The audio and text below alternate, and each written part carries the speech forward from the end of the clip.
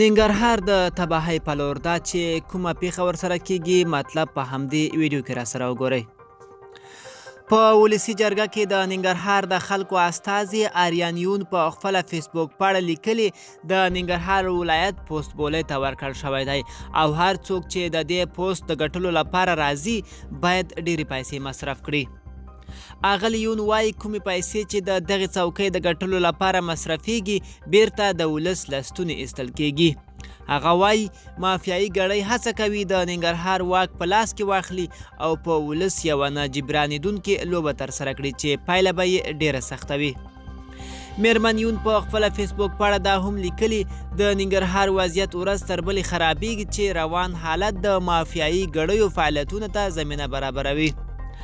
په ولسي جرګه کې د ننګرهار د خلکو استازي دغه څرګندونې په داسې حال کې کړي چې تیر ماښام د ننګرهار په عمومي محبس موټر بم او ډله ییز وسلوال برید شوی چې تر اوسه هم دوام لري.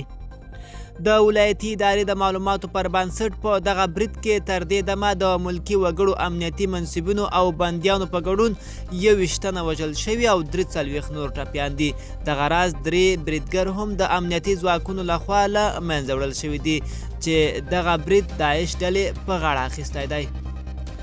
ملګرو دا وه زموږ تازه ویډیو. د لا ښکلو ویډیوګانو لپاره زموږ ځواک ټي وي چینل در سره سبسکرایب کړئ او تر بلې ویډیو ښه وخت.